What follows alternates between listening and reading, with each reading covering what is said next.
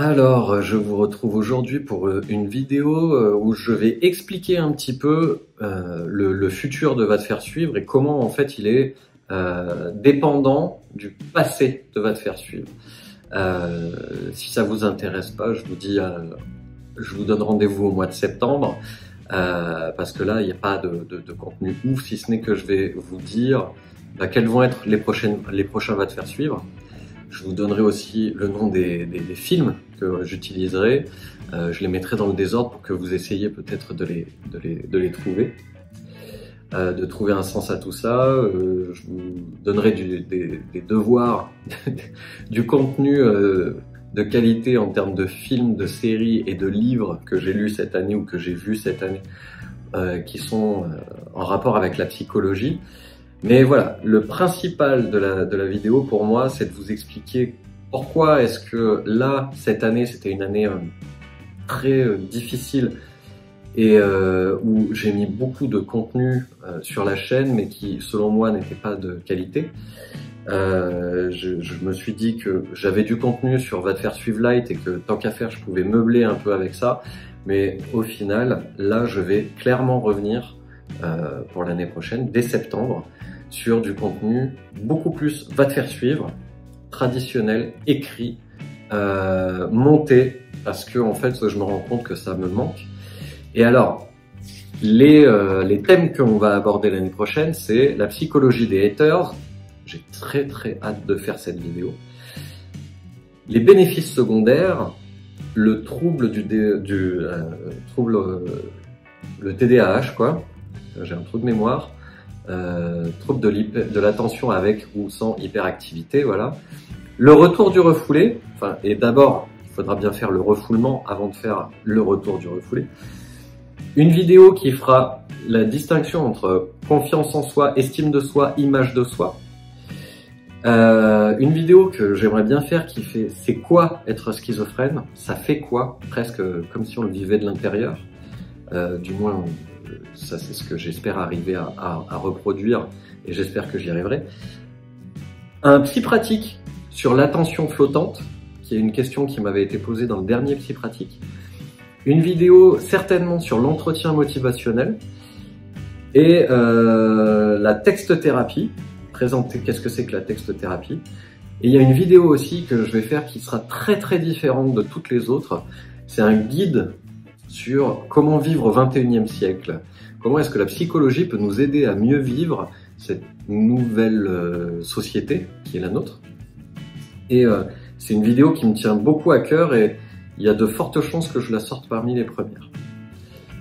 Les films ou séries ou images que je vais utiliser pour vous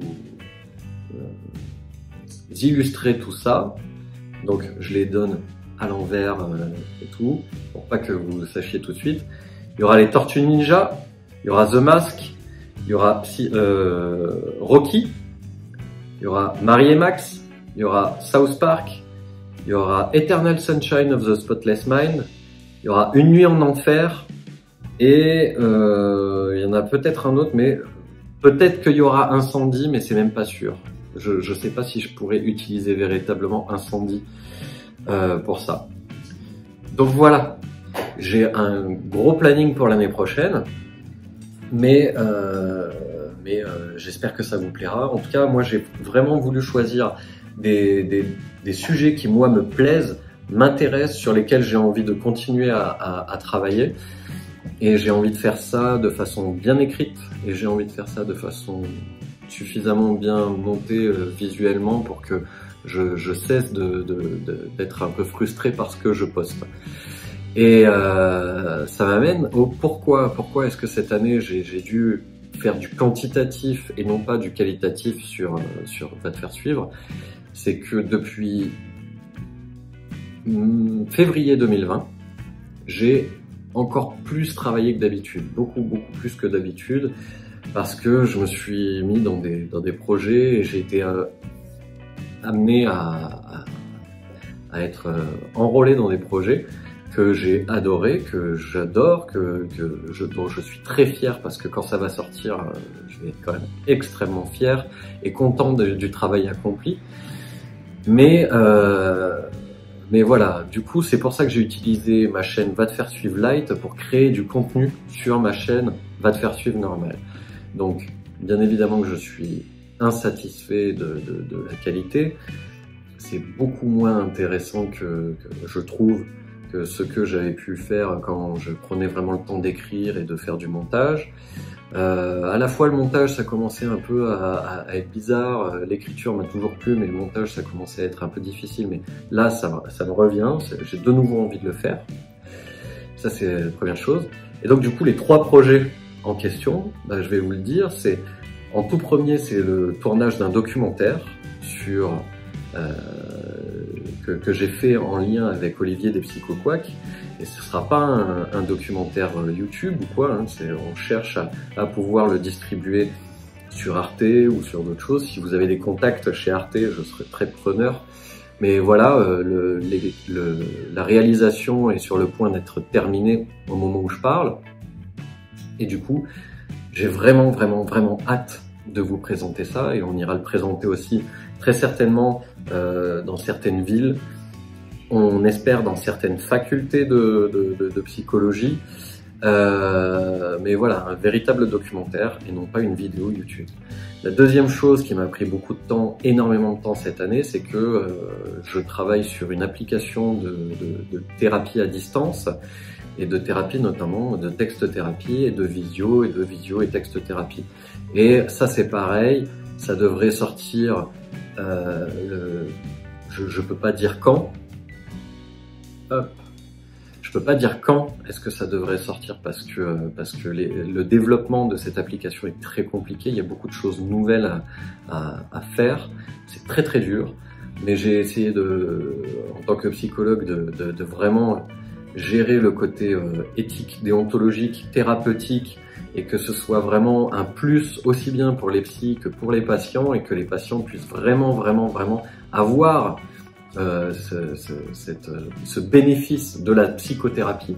Donc beaucoup d'implications de ce côté-là. Et le troisième projet dans lequel j'ai été enrôlé aussi, c'est que j'ai fini par signer un contrat avec une maison d'édition et que du coup j'ai le livre qui va sortir aussi fin 2021. Je crois qu'on avait dit fin 2021, si mes souvenirs sont bons. Mais en tout cas, voilà, il y a encore un peu de boulot dessus. Je vais cravacher dessus tout l'été, ça c'est certain. Mais voilà, quels sont les 3 gros projets? Un documentaire, une application, un livre. Donc voilà, j'espère que vous comprenez que, en plus, avec les patients, bien évidemment, je n'ai pas arrêté mon activité de psychologue en libéral. Donc ça fait beaucoup. Je passe maintenant au films et séries que je vous propose d'aller voir parce que de près ou de loin, ça a un rapport avec la psychologie. Et si cet été vous vous ennuyez, vous savez pas quoi regarder, vous savez pas quoi lire, et ben je vais vous dire tout ça.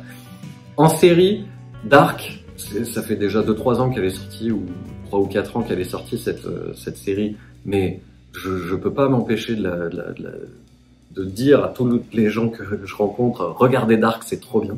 C'est un peu tiré par les cheveux sur la dernière saison, mais les 2 premières saisons sont fantastiques. Il y a The Undoing aussi, que je vous conseille. Moi, jusqu'au dernier moment, normalement, j'arrive à comprendre un petit peu les ficelles et tout. Quand je regarde un film ou une série, je sais à peu près comment le scénario a été cousu. Là, franchement, j'arrivais pas à savoir, impossible. Rien à voir, mais Unorthodox, super série en quelques épisodes, comme Undoing d'ailleurs, il n'y a que quelques épisodes. Mais vraiment pour vivre un petit peu la difficulté de cette femme qui doit se cacher, enfin bon bref, je vais pas spoiler le truc, mais c'est une très bonne série que j'ai beaucoup aimée. Le documentaire sur le Salvador Mundi, la stupéfiante affaire du dernier Vinci, si vous l'avez pas vu ce documentaire, il faut absolument le voir. C'est presque tiré par les cheveux de dire que ça parle de psychologie, mais c'est quand même de la psychologie, puisque la folie qui peut prendre des personnes juste en se disant qu'elles peuvent investir dans un truc et que voilà, ça va. Enfin, il y a des trucs incroyables dans ce documentaire. Je vous conseille aussi le guide Headspace de la méditation qui est sur Netflix. Et parce que pour le coup, moi qui la méditation est quelque chose qui a le don de me gonfler, et ben là j'ai trouvé ça assez agréable, assez ça permet vraiment d'essayer pour une première fois et de l'essayer de façon très agréable et positive. Donc je vous conseille le guide Headspace de la méditation. Rien à voir, mais je vous conseille la série documentaire Formula One sur Netflix. C'est génial. Et pour le coup, là, il y a beaucoup de psychologie. Donc voilà, pour les séries. Pour les films, cette année, j'ai pas vu énormément de films, mais il y en a quand même. Il y en a un, c'est un documentaire d'ailleurs. Il y a un documentaire là sur Netflix qui s'appelle Three Strangers, Exactly Strangers ou je sais pas quoi. Trois étrangers parfaits ou trois parfaits étrangers ou j'en sais rien. Il faut que vous voyez ce documentaire. Je vais mettre l'image là parce que je sais plus le titre, mais il faut absolument le voir. Si vous êtes intéressé par la psychologie, c'est génial, c'est génial.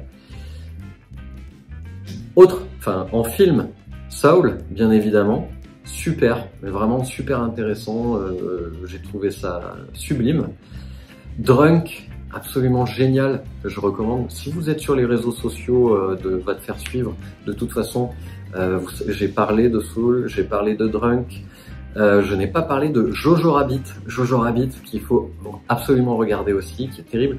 Et bon, peut-être que c'est parce que des formations professionnelles, mais moi j'y ai trouvé du contenu psychologique aussi dedans. Même si c'est très drôle et très tiré par les cheveux. Enfin, bref.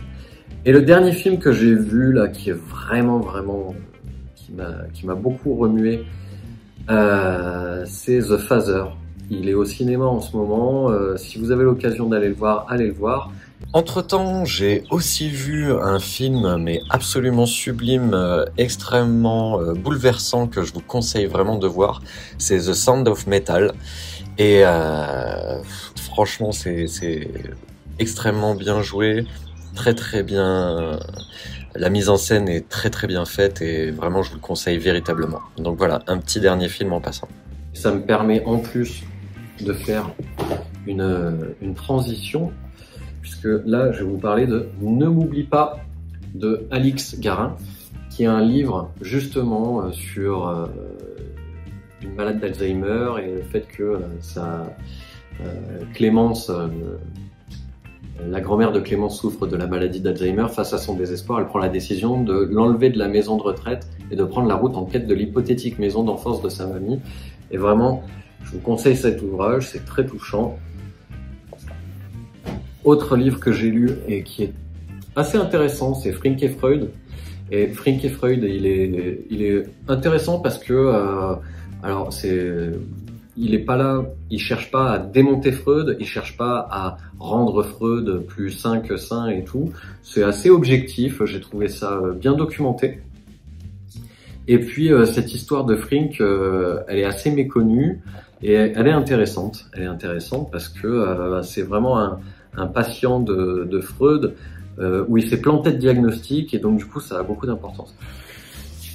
Alors, le patient de Timothée Le Boucher et aussi Ces jours qui disparaissent. Les deux de Timothée Le Boucher, avec une petite préférence quand même pour le patient. Mais les deux sont super intéressants et on voit que c'est quelqu'un, c'est sûr et certain que ce gars, il a rencontré des psys dans sa vie, c'est sûr, parce que on voit qu'il y a un travail intéressant. Et vraiment le patient, c'est pareil, ça fait partie des histoires qu'on voit pas venir. Enfin, la fin de l'histoire, on la voit pas venir et donc du coup, c'est un très bon moment. Et ils sont sortis là, les deux, quasiment cette année. Hein. Je sais pas s'il y a le troisième qui est sorti. Thérapie de groupe, pareil, hein, tout ça, c'est des trucs, j'en ai parlé sur les réseaux sociaux. Donc, ça, c'est barré, hein, c'est complètement barré. Larsenet, mais là, il s'est lâché. Hein. Déjà, en temps normal, Manuel Larsenet s'est barré. Mais alors là, même sur le dessin, il s'est beaucoup lâché. Et c'est très drôle. Et si vous êtes psychologue, vous allez vraiment beaucoup rire. Si vous êtes patient ou juste intéressé de psychologie, vous allez voir ce que c'est que d'avoir vraiment un esprit qui part dans tous les sens et tout. Donc c'est très très très bon à lire. Je vous le conseille fortement. Voilà, je vous souhaite un très bon été. Je reviens au mois de septembre avec plein d'énergie et plein de projets qui vont voir le jour et que je vais pouvoir me remettre dans des épisodes de Va te faire suivre, un par mois, en me donnant à fond pour qu'on retourne sur de la belle qualité et que ce soit vraiment de la vulgarisation qui parte du plus bas à un certain niveau quand même de compréhension, et je vais essayer de faire ça le mieux possible parce que je veux retourner sur du qualitatif. Je vous dis à très bientôt, passez un très bon été, ciao! Tu découvriras que beaucoup de vérités auxquelles nous tenons dépendent avant tout de notre propre point de vue.